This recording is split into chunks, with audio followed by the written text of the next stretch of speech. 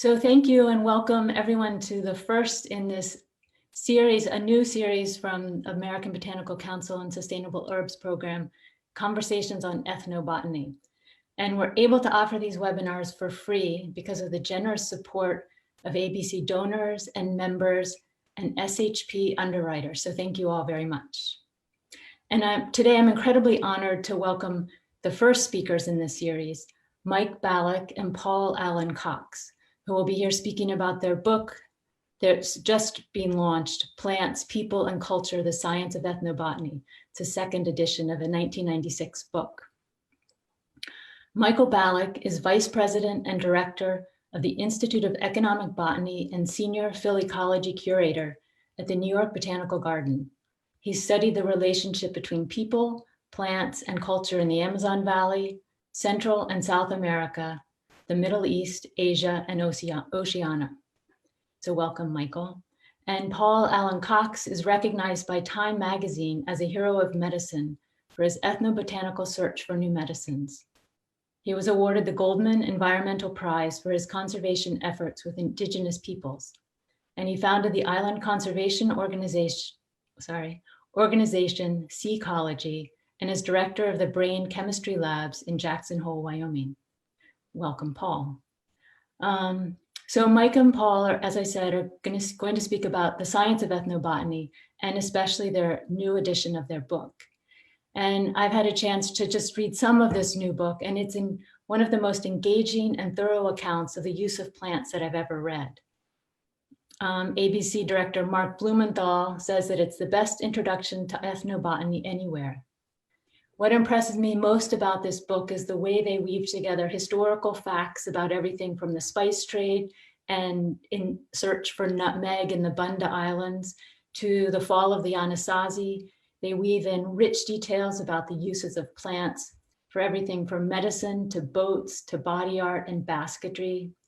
And then they talk about the loss of this knowledge, the loss of cultural and biological diversity, what that means for all of us and why we should care, and their efforts and the efforts of others to counter that loss. So I highly encourage everyone to take a look at the book and consider ordering it. And their publishers generously offered a 20% off coupon code to participants of this webinar. So the coupon code you can see here is SCI20. And we'll show this slide again at the end of the webinar. So Mike and Paul, welcome, and I'm incredibly honored to have this time to speak with you. And Mark, Paul, I wondered if you could begin. Ethnobotany is such an oddly specific field, and I wondered if you could talk some about what it is and what first drew you to the field. You know, ethnobotany is really the study of how indigenous people use plants. And our real goal is to try, for at least in some way, understand plants, see the world in the same way indigenous people see them. The cover shows a woman in Vietnam adding a red powder to incense sticks. And what's fascinating to me is that by doing this, she transforms them into sacred objects. They're used during the Tet Lunar New Year. What I find equally amazing is that plants seem to transform human cultures. I can't walk into a new village and open my plant press without people gathering around, all seeing these plants, start talking about them. It's almost as if plants is a way of uniting us. And it's been a tremendously exciting thing for me. I'm very grateful to have been able to do this work because I served as a missionary for my church as a young person in some very remote islands.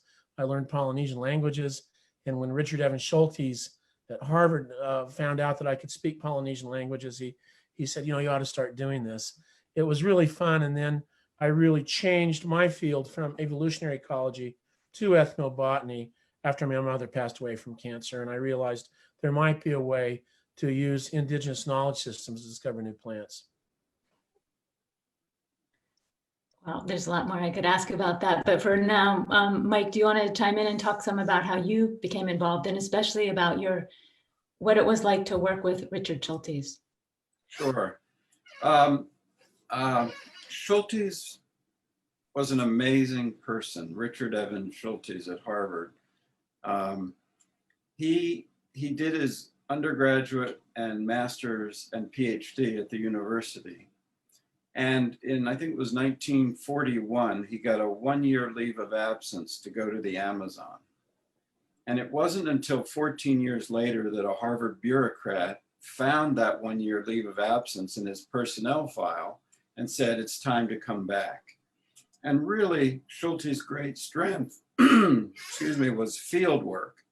You know, he always told us, do your classes at the university and then go do your work and really learn something from the indigenous people that, you know, in the area that you're working in. And he had the greatest respect for everyone, but especially for those people. He recognized how extraordinarily informed they were about the environment that they lived in, how community-based they were. They had that they have wonderful, wonderful properties that we really, in some ways, should emulate in our own society. And he felt very comfortable in the Amazon, and he did that so for 60 years, but 14 years at a time. 14 years at a time. And how did you first get into this field? I had a wonderful undergraduate teacher at the University of Delaware, Richard Leidy, and he sent me overseas, first to Israel and then to Costa Rica, where I lived with indigenous peoples and lived in the desert, lived in the forest. And mostly I began studying plants, and then I started talking to the people who were hosting me in the villages, and they were telling me stories. You know, this work is all about stories. So I started writing down the stories. And when I got to Harvard and was talking to Richard Schultes, he said, gosh, that's called ethnobotany, and that's what we do here. So I found it early on. And then whomever wants to go first, but talk some about then the process of doing the work. You know, often there can be either a romanticization of indigenous ways of knowing as the answer to all the problems of the Western world, or the degradation of those ways of knowing as not having the scientific rigor. And what has impressed me in your work, both of your work, is how you respect both and weave those together. And so, Mike, could you maybe begin talking about what you learned about how indigenous people discover and use the plants? Sure, you know, the scientific method is trial and error. And Paul and I have expanded it to trial, error, and success. Because if you're a person living in a traditional indigenous culture and you find a plant that has a property, maybe you taste this berry and you feel better, or it gives you energy. You know, it's not just trial and error, it's trial, error, and success. Of course, if that berry gives you a stomach ache and you vomit it out, that's error, I suppose, and you learn from that. So people use these scientific methods that we've adopted in our own society. How about Paul, would you want to reflect on that? Yeah, and one thing that we tend to do as ethnobotanists is we use a method anthropologists call participant observation. So instead of just sort of sitting back in a lab coat and taking notes on what we observe, we actually get our hands dirty. We have the people teach us and we get involved with what they're doing. This ends up with lots of giggles from villagers because we always seem to mess up something or other, but it allows us to understand what they're doing. And our goal really is to do whatever they're teaching us, whether it's weaving a basket or compounding a herbal compound, until we can do it to their satisfaction. So as a result, we think of our indigenous friends as colleagues. We don't use the term informants, which sort of seems to come from a bad prison movie. They're colleagues, we respect them. And I have to say, it's in a way, we're sort of a link between indigenous science that Michael's expressed so beautifully and laboratory science. I was thrilled just to see that one of my heroes logged on, who's Dr. Gordon Cragg, who headed up the National Cancer Institute Natural Products Branch. I remember going down to meet with him and saying, you know, I've thought about this. My mother's passed away from cancer. I'd really like to find something to help serious illness. I think maybe I have a 1% chance. Gordon and John Butler at NIH said, well, actually, Paul, we've been talking about you. We think you may have a 3% chance, 3% of success. And I said 3% dynamite, because if there's 30 other people like me, maybe one of us can, together with our indigenous people, find a new way of treating these serious illnesses. And then, of course, as Michael said, it's trial, error, and success. And we started planning right away how to involve indigenous people in benefits and economic benefits. This was before the Rio treaties. And we were delighted to see this idea that the custodians of traditional ecological knowledge under Article 8J of the Rio treaties have benefit sharing. And we've spent much of our careers, both Michael and I, figuring out how to do that, both monetarily and in a conservation sense.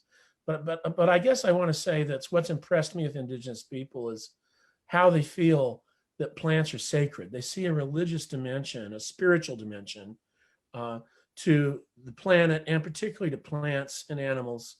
One of my colleagues, Dr. Sandra Balick, who is working on constructing an ocean-going canoe in Lau, Fiji, found that the shipwrights would pray before they'd cut a tree down and apologize to the tree and explain to the tree what's going on. More recently, I've spent a lot of time now in Japan where people will hang prayers on trees. This whole idea. I was in Sri Lanka where people, will actually have a piece of the tree they think that Buddha was enlightened under. And this is a very enlightening and transforming thing to see how deeply indigenous people care about plants and how they respect them. So it's sort of a circle. We respect the indigenous people. Hopefully they're able to help us and to encourage us and teach us. And together we're united in this tremendous joy of understanding plants and their uses. And also it's inherent to many cultures that there is a respect for the environment. And when that respect sort of dissipates through acculturation or whatever, there can be a problem. So we've worked very hard to kind of help maintain that. We have a companion, of course, a couple of companion disciplines. Ethnobiology, in a broad sense, looks at all indigenous understandings and uses of plants and animals. We've come at this from botany. There's linguistics, synthetic chemistry, anthropology. But I have to say, it's been a great way to spend my life, to spend a lot of time in the South Pacific, Southeast Asia islands, even up among the reindeer herding people of Lapland. I just feel that this link of plants has taught me not only respect, but a deep humility. And that's maybe one of the biggest characteristics I think that successful ethnobotanists have, is that we have to be very humble. We're not there to teach anything. We're there to learn. Just like a little puppy, might soil the carpet. You don't kill the puppy, you teach it. You get a newspaper out. When we walk into a village for the first time, just inerringly, we're violating the culture. And we hope that the people will understand that we want to respect them, and that they'll teach us, they'll instruct us. And so you spend a lot of time as an ethnobotanist with villagers giggling because you say something dumb in their language, or you do something that any 3-year-old would understand that you don't. But I think humility, respect, and then purity of heart are things you can't teach in a classroom, but they really help link us to the indigenous people. And I think we point out in the book those traits: humility and respect, patience, flexibility, and above all, a sense of humor, the ability to laugh at yourself and laugh with others. I think that's really important. And I'll also just say that ethnobotany is not only in remote areas. We do a lot of work at the New York Botanical Garden in urban ethnobotany in our neighborhood, because we have so many different cultures who live in New York City. And my colleague Ethnobotanists does a lot of work with a number of the communities in the city. So when we teach in our classes, we can get the students excited about working with their families, working in their neighborhoods, and also working in remote parts of the world. And I just might mention that one of my heroes, Professor Michael Heinrich at the London School of Pharmacy, has spent a lot of time studying the molecular basis of rice water to treat cholera, to treat diarrhea. It's incredible. I mean, imagine somebody of his training walking into Oaxaca, Mexico, and having enough humility to say, well, let me look, why do you give your children this rice water, and discovering this remarkable molecular biology. And I think, again, it's that humility and interest, and coupled with deep respect and the willing to laugh at yourself, that characterizes my colleagues, and I think Michael as well. And I also think curiosity, I see that a lot in your book and in that work, and an ability to listen and outside of what you already expect and know, and to learn, see things differently.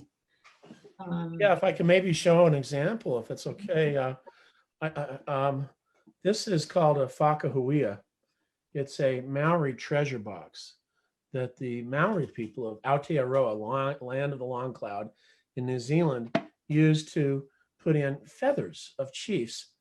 And you think, well, this is a beautiful design.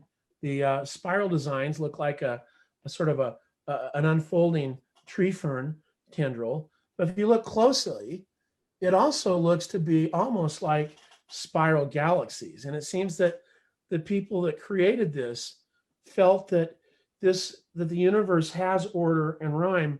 But when you look at what they think about human potential, it's stunning, because it's inchoate, it's random. I mean, this is an object the Maoris believe is sacred. It's a sacred object that the Maoris use, that they believe is possessed of power to help guide us. And so that's the other sort of fun thing, is to listen to people very carefully, because they're not just there to teach us botany. When we hear about how they use plants to transform themselves, to transform their culture, boy, I'm all ears fast. It's remarkable. And I love also in the book how you're talking about this complex web of value.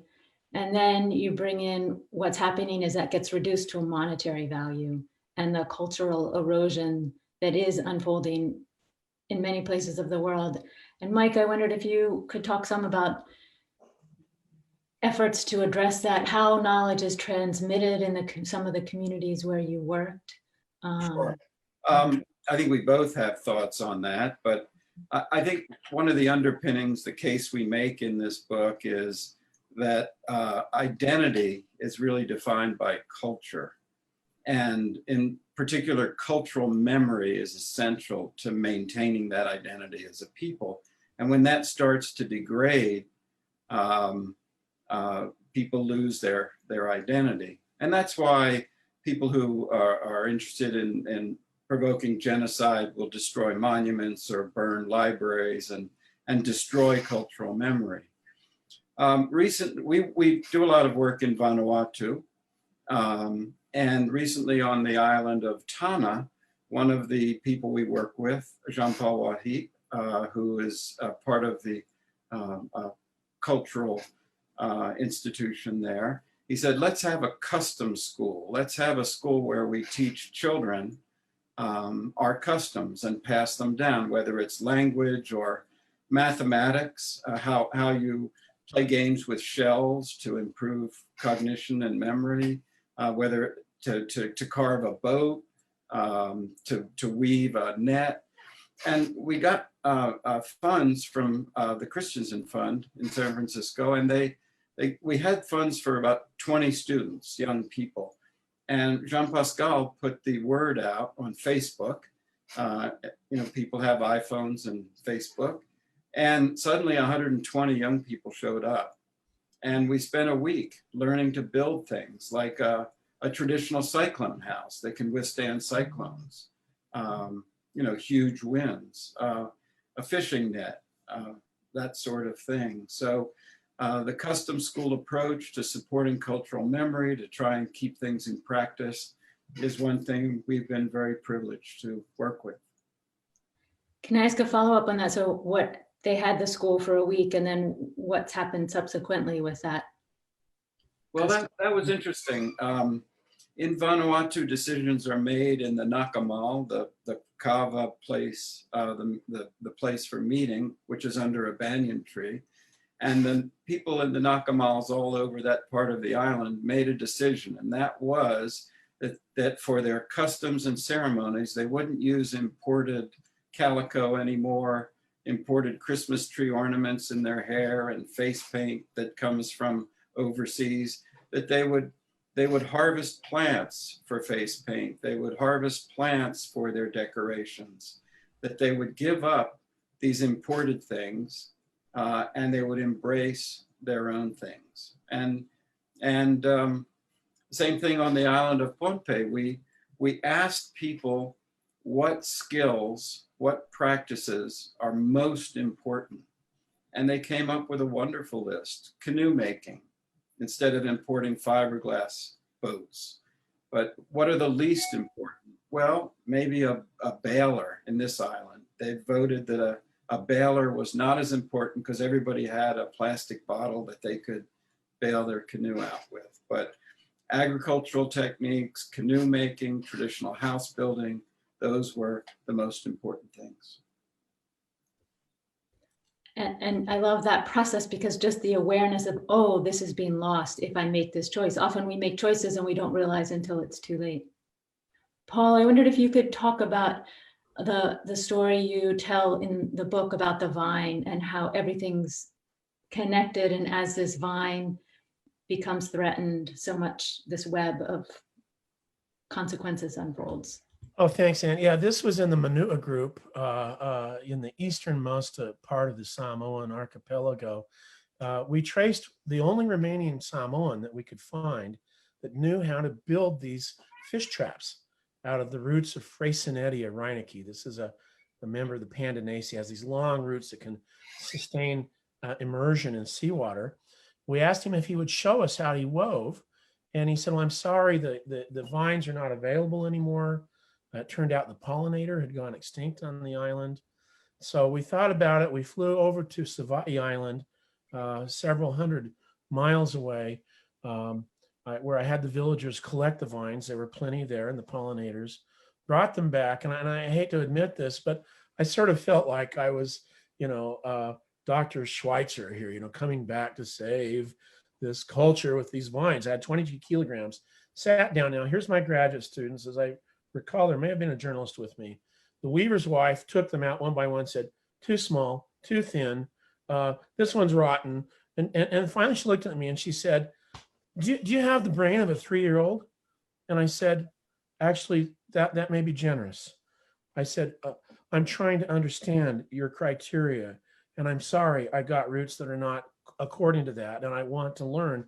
And she could see somehow she'd hurt the pride of this great professor. She says, well, here's a root here that maybe can use. So we got enough roots, he could start weaving another basket. Word spread throughout the island that he was weaving again, and the young people gathered around, and one guy decided he wanted to apprentice and become a weaver. So here was this little bit of knowledge that was going to vanish because of loss of biodiversity. And it was great to see that sort of continue on. So I'm hats off to Michael. And that's where we really, I think, have sort of a passionate plea. I know sometimes people think, well, as ethnobotanists, you guys tend to be advocates of indigenous people. And the answer is yes, guilty as accused. We talk about conservation because for many indigenous people, the greatest threat they face is the loss of their plant diversity through logging or other corrosive schemes, together with an unwillingness of young people to knuckle down and learn these old ways. An anthropologist said that television is cultural nerve gas. And I don't think Hollywood intends to erode indigenous ways, but if we do our job right, rather than enticing people to embrace Western culture, we validate the importance of the indigenous culture. And so that's why it's been fun in Seacology, this foundation I set up to work so closely with indigenous people in setting up indigenous controlled reserves. Our most recent effort was in Sri Lanka, where this actually reached the national level, and they became the first country in the world to agree to protect all of their mangroves in return for us providing loans for women, to impoverished coastal women, to establish their own little businesses. So, but I think all of us, anthropologists, ethnobotanists that work in this field, all of us are alarmed at the massive loss of indigenous knowledge to the world, because these things are remarkable, they're amazing, and I really hope that our efforts will help reduce and staunch that flow of information, and instead celebrate it and respect it. And Paul, you brought up a good point about technology. You know, some people couch technology as a sort of evil thing. Just a more positive example, we work with a linguist, David Harrison, who has set up a program called Talking Dictionaries, where people use their iPhones to record the pronunciation of the name, take a picture of the plant, put an image of its information about its use, and then it's all put in this app that people can actually hear native speakers who might have passed speak their language. And David has done this with 120 groups, indigenous groups around the world. So, you know, trying to figure out how technology can be helpful is a good thing as well. I wonder if you'll, Together with Todd Capson, we published one of the first books in the Goshute language in over 100 years, which was a pictorial representation and a description in Goshute of how they use the plants for medicine. And here was something the elders really loved. So it's fun to get involved in these efforts. I wonder if you could talk some about well, as an anthropologist, I'm interested in the implementation of these ideas so that it doesn't become the Westerner coming in and saying, oh, you should protect this knowledge because it has a value, and sort of what you've discovered in the process, kind of like the win-win approach, Paul, you were talking about, in how you would do the research itself. You know, that's so interesting. I think if we're there understanding the people, we're attempting to speak their language the best we can. Everybody giggles. I was working with the Minangkabau and Hill tribes up in Sumatra, and they showed me this place they said was the palace of their former queen.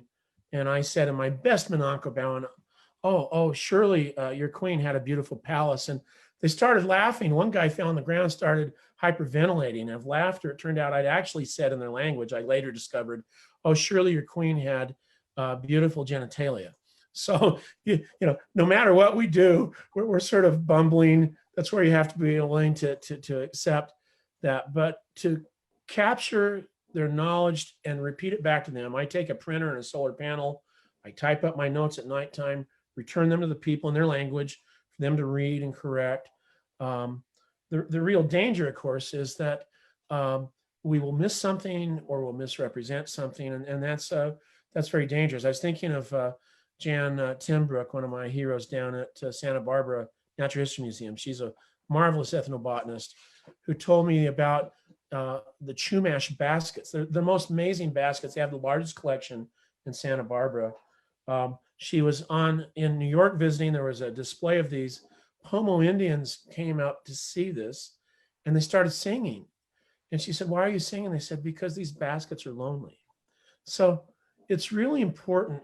Although we're Westerners, we have to expand our intake of knowledge so we do not screen out important things that are important to the indigenous people. And monetization tends not to be important. We make sure that they're protected, you know, and we've done a lot to make, we made the Financial Times with anti-AIDS drug Prostratin because of the good work that National Cancer Institute did in sharing it with the country and the village and the healers. But in so many cultures, it's respect and value that we can share with others that makes them really feel validated. So, but it's scary business, because when you're talking to people and their language is actually vanishing, you feel this urgency to try get it right. I'm sorry, Michael, I interrupted you. And what I learned from David Harrison is there's so much environmental information inculcated within language, you know, so the loss of language is just disastrous. And interestingly, it usually takes around 2 years of visits to a place before people have sort of had meetings and had conversations with us and decided what they would like us to do. You know, and we always work under the supervision of the traditional leaders. We have their agenda as our agenda. We may come to a place and say, well, we'd like to do this. And they say, we have no interest in this, you know, but what we really, really need is that. And it's like, sure, why not? You know, because people are going to preserve what they value, you know, and if that's the case, then our work will be more effective. I mean, let me give an example of this, Michael, with kava. I notice a kava bowl there behind you. I mean, this is something that's been commoditized. It's used throughout the world, really, for treatment of mild anxiety, and going in Germany and Stuttgart, there's kava bars and that. But to actually sit in a kava ceremony and to hear what the people say is astonishing. Yes, it has great pharmacology. Vincent LeBeau has done a marvelous job looking at the kava lactones and sesquiterpenes. But this is the stuff they say as they welcome you to the village and give you. Do you have a kava cup there, Michael, somewhere you can hold it up? Do you have it? Yeah, I mean, they share the kava cup with you with kava, and then they drop a few drops of kava on the ground. They say this is for God. It symbolizes returning to the earth. And they say stuff like this. They say, "Wumamalu tato tayao. Wumamalu pele tato isa." Our mourning is sacred. It's like the mating of sea turtles where they don't move. Our mourning is sacred as the first light shone on the earth. I mean, you sit and you listen to this stuff and you think, this is incredible, you know? And they actually believe in Samoa that during a kava ceremony, time stops. They actually stop the flow of time through the universe, and they start the sequence from the beginning of the creation up to this current new moment that they have meeting you and recontextualize it. So the plants are amazing, the pharmacology is there, but to see the awe. So they gave me a bunch of kava roots one time. I was with our dear friend Stephen King, who's amazing ethnobotanist, Jaguar Health in Burlingame. We're walking back with Now Tavenaugh, one of our chiefs that works with us, great ethnobotanist in his own right, coming up to the airport, and I'm carrying a whole bundle of kava roots and a bag of fine mats. And it was like Moses parting the Red Sea. Everybody, they get out of the way. Please come up, because this is a sacred plant. It wasn't there was anything special about me. Anybody carrying one of these things is immediately accorded great significance. So to me, one of the fun things I think in writing our new book was to go a little deeper into how people see this tremendous, and the only words I can come up to translate are sacredness, because indigenous people are united in the belief, at least in my experience, in Africa, South America, Southeast Asia, Polynesia, that this planet is sacred. And this is why I think that it could be that indigenous people can teach us a better way of dealing with climate change. They can help us learn why we should protect against environmental degradation, why we should protect biodiversity, because they feel those losses so deeply and they take it right in the teeth as the environment goes down. So we actually are proposing something radical, which is let indigenous people run the nature preserves. Let them teach us how to value in a way we never have in our commoditized culture the beautiful treasures of this plant. Sorry to go on there, Ann. I think that's a little bit more. One thing I've learned, just to chime in, is that from these people and from my travels and from the wisdom they've shared, is that nature does not recognize a quarterly balance sheet, you know? And on a small island, let's say, you have nowhere to run.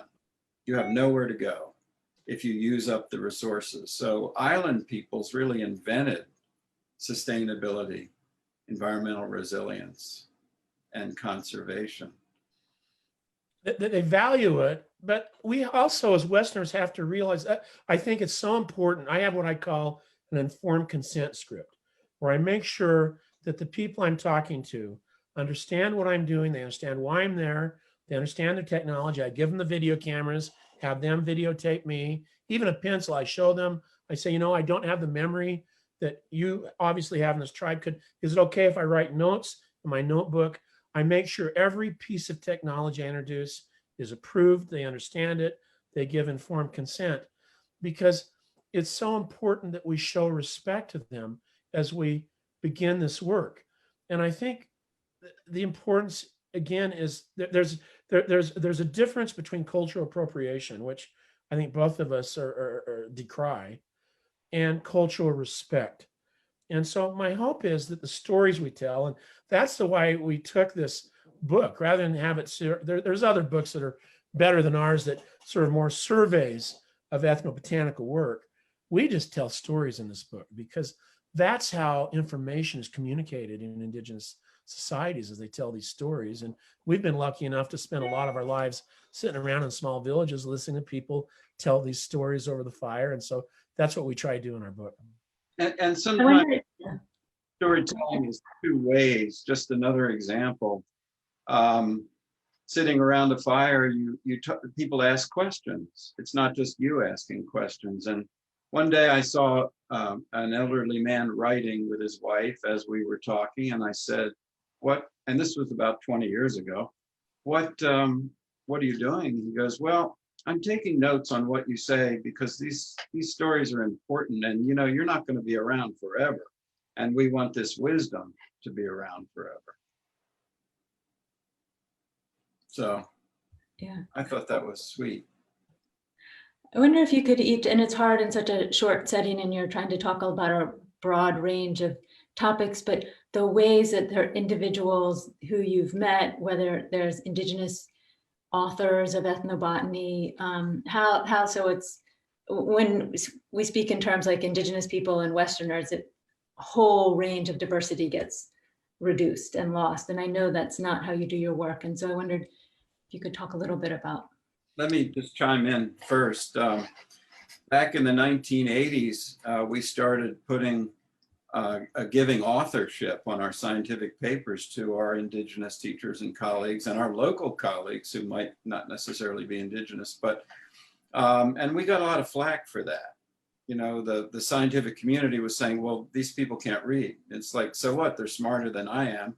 They contributed to the scientific process that led to this paper. And if you don't want to publish it, that's fine with me. So I would, I could withdraw it. But, no, playing chicken with an editor is a difficult activity. But in the end, I've published extensively with the people who gave me the information. I mean, one fun thing I have, of course, is we have indigenous colleagues who are ethnobotanists. Yeah. Dr. Now Tavanagh, a very respected chief, is remarkable. We went to Savai'i Island with Dr. Tavanagh, and he taught the people there how to use GPS devices to map their distribution of Homolanthus nutans, a plant from which an anti-AIDS drug candidate is derived. In Honolulu, together with Diane Rigoni and Dr. Tavanagh, we had to give a talk at a very large group, about 500 people. And we said, well, look, underneath your seed is a leaf. Would you hold it up? There were breadfruit leaves. There were 500 different types of breadfruit leaves there. I mean, many varieties, many different stages, all of which the indigenous people understand and recognize. So I think if Michael and I had any sort of announcement or way we can impact science, it would be that these indigenous people are scientists. They have what Michael again calls trial, error, success. They've capitalized on their successes. And this is not just in the field of medicinal herbs. This is in cordage, in ocean-going canoes, in plants that they believe are gateways to the other world. And I think all of us in academia particularly could all take a big dose of humility and sit and listen to these people. In Savai'i Island, we found the man that knew the very most about breadfruit was a guy that had a rope around his lava instead of a belt. When we interviewed the Western managers of biodiversity protection, the government, they knew 1/10 of what this guy knew. So this is a very interesting situation where many times the people who are the most expert at biodiversity, the names, cataloging it, and their uses tend to be people that have not had access to Western education, which I think, Michael, sort of validates my sense we had when we were both graduate students. I think in some ways, school makes you dumber. Well, we did a survey on one of the Micronesian islands about canoe making knowledge. And it turned out there was an inverse correlation. The more education you had, and if you had a big government job, you knew nothing about traditional knowledge, you know, or less than people who were farmers and fishermen, and they worked with it every day. So it's an interesting thing to think about. And a lot of what we do, by the way, is generalist knowledge. That's knowledge shared by the community. We don't necessarily, we absolutely don't catalog family secrets. That's the responsibility of the family. And I think it's important because when people see outsiders coming in and saying, well, the generalist information is important, then maybe we should start preserving our specialized family information that our family makes a living from, you know. And we had a colleague, a professor that was at the Botanical Museum when we were there at Harvard, Johannes Wilbert, and he was an anthropologist at UCLA for many years. He started working with the Warao in the 1940s, and he started learning their dances. And he cataloged their dances, and the people said to him, as he tells the story, everybody knows about these dances. Why are you cataloging them? And then in the 1970s, when he told the story, and Paul and I were in Cambridge, he said, you know, and I got contacted by the grandchildren and asked to come back and teach the tribe their traditional dances because no one knew them. So I think there's such beauty in this. And what we've tried to put into this book is, you know, the world is so complicated. And we've really tried to offer examples of sort of food for the soul, or, you know, positive things about the world that we can all take pride in as humanity.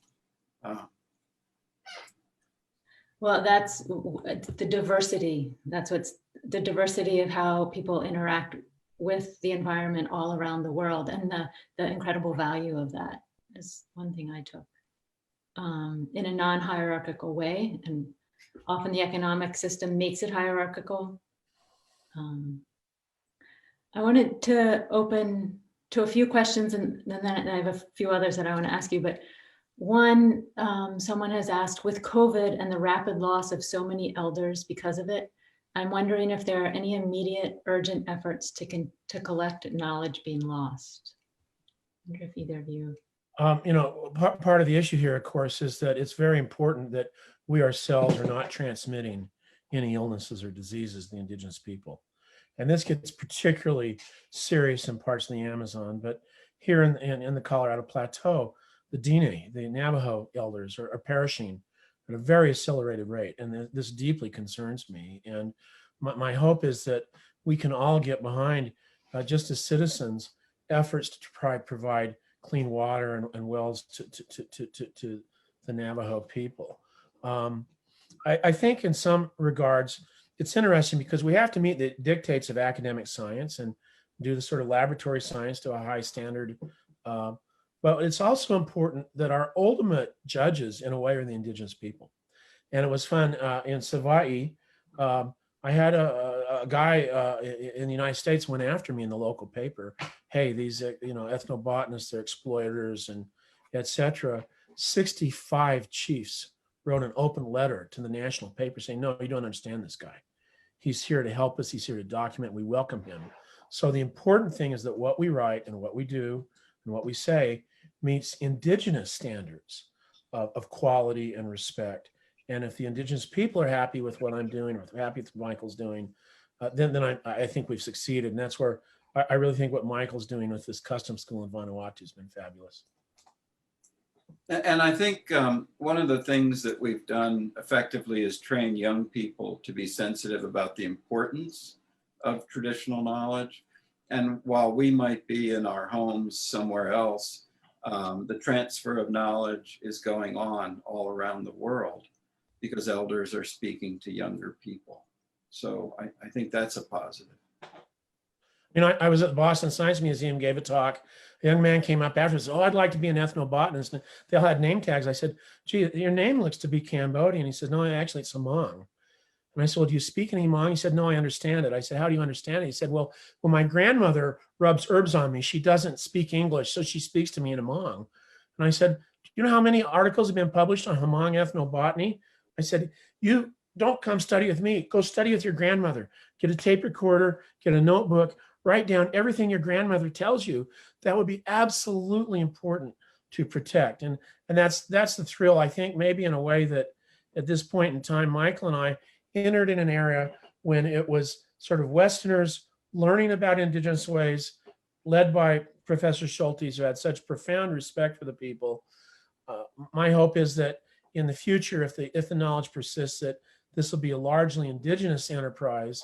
And I see aspects of that happening in Thailand, in Mexico, and in the People's Republic of China. All around the world. All around the world, where indigenous people are seeing that ethnobotany really is giving dignity to their cultural heritage and is something important to preserve. And so all those countries I mentioned, China, Mexico, Thailand, have decided to integrate their traditional medicine into their current medicinal practices. So in Thailand, for 50 baht, you can go down and purchase something that's made from Ipomoea pes capri, the beech morning glory, that's a very effective anti-inflammatory drug. It's a lot cheaper than buying a Western anti-inflammatory, and all the funds are retained within the country. And the work was done by indigenous people together with my colleagues in Uppsala, Sweden. So we're pretty excited to see other countries take this as part of their national heritage. And Paul and I were talking the other day, one of the reasons we wrote this book 23 years later after the first edition is because hundreds of ethnobotanists, especially younger people, have come on to the scene and written remarkable papers that have just expanded our concept of what ethnobotany is over what it used to be.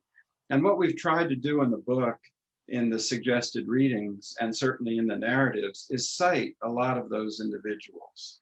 It's so heartening because when we first graduated, you went out to look for a job and you said, "What do you do?" And you'd have to sort of say, "I'm an ethnobotanist," because there were only a few positions, and no one really had respect for it. I mean, I don't mean that in the literal sense, but today it's such an exciting time of what this diverse group of young people are doing around the world. And I know it heartens both of us to see that. And we tried to honor and celebrate that. There's a question that maybe follows on that by Todd Anderson. He says, "Great speakers and topics." He asks, "How are you ensuring Indigenous people have access and representation in academia?" The Society for Economic Botany, where one of the societies that focuses on ethnobotany, we're having a lot of discussions about that very question. How do you get more underrepresented people into this field? And it's not an easy answer. It's mentoring and training and making opportunities for people, creating classes around the world that people can take, and then they become the leaders in their field. But there's work to be done. It's not fixed. And let me say again, I think I look towards the great work that's been done in Mexico and India, in China, in establishing positions. I'm an adjunct at Shishwambana Botanical Gardens with the Chinese National Academy of Sciences.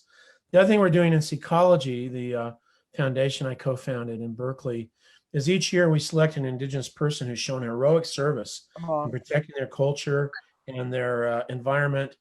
We bring them to San Francisco. They get a $10,000 prize. We have a film crew flood their local country with information about them. We had a gentleman from New Guinea, Papua New Guinea, never been out in the highlands before, came and we were walking through Golden Gate Park. I said, well, what do you think? And he said, your forest looks pretty trashed to me. He says, ours is far better. So it's great working with these people. And I think more recognition is needed for Indigenous people. And I'm pleased that in Ecology every year, a new Indigenous hero is recognized from around the world.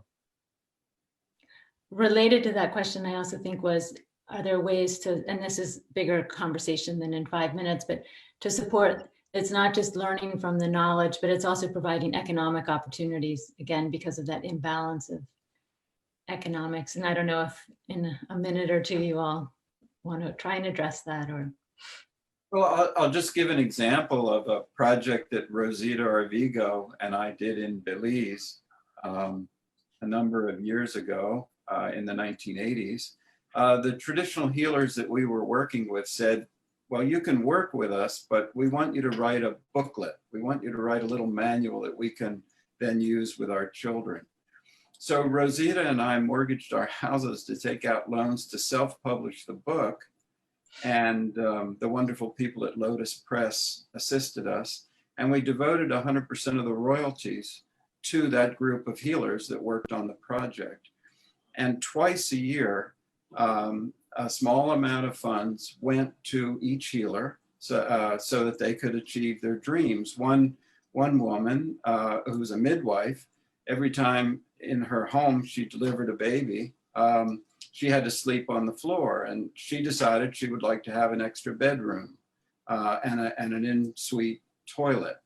Another group of healers decided that they would buy sewing machines for some of the villagers so that they could begin to make clothing that they could sell. So that little tiny book has generated really over 30,000 US in royalties. We paid back our second mortgages long ago.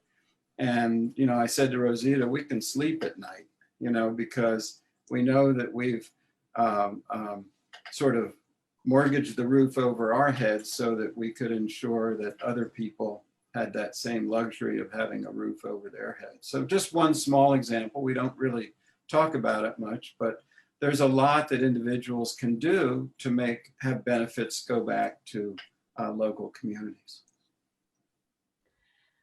And in closing, I wondered if each of you could say, you've devoted so much energy and your life work to those individual steps that do make such a difference. Can you just talk about what's at stake for you? Why is it so important to protect these plants and support the communities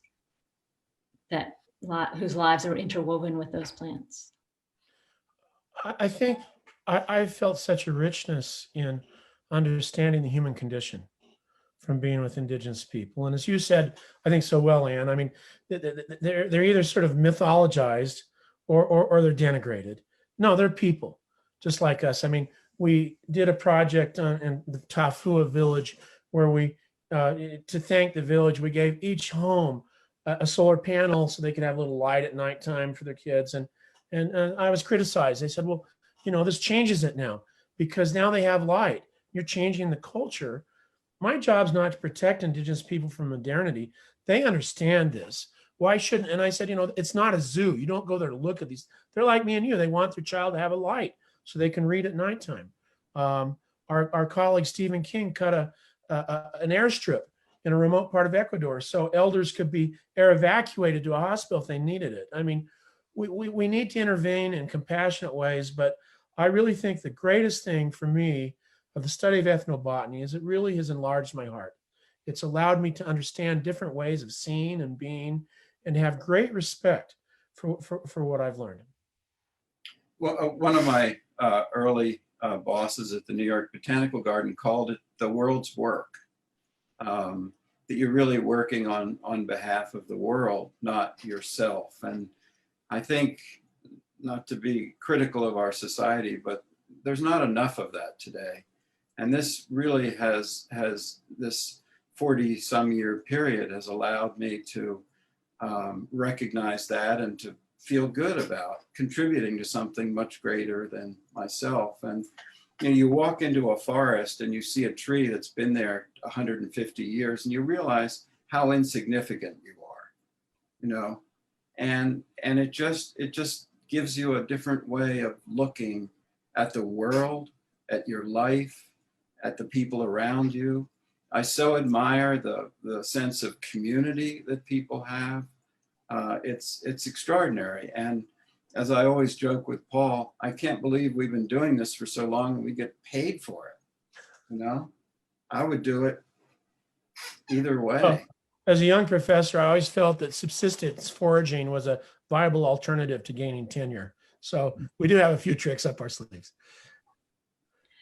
Well, this has been wonderful. And there's so many comments. I can't read them closely in the chat, but so many people who are being very appreciative. And thank you so much for your time and sharing just a teeny bit of the wisdom from your many years of experience.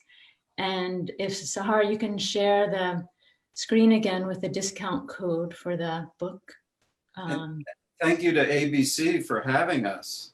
And, Yes, you know, it's very important to support the work of ABC. And as a longtime Board of Trustee member, I've recognized that. And this is just a wonderful opportunity. So thank you, Anne, and to the staff of ABC for hosting what we think is a spectacular launch of our book.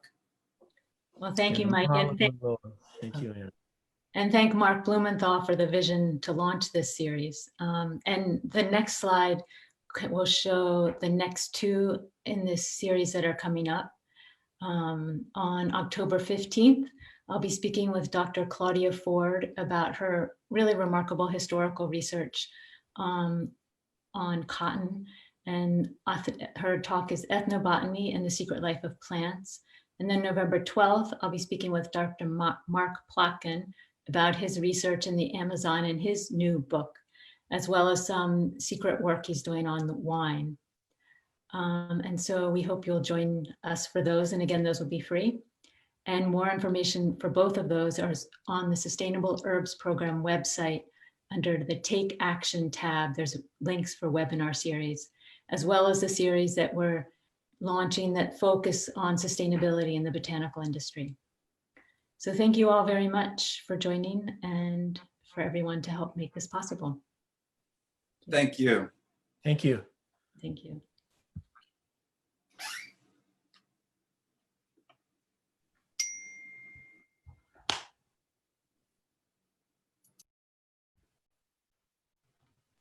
Excellent.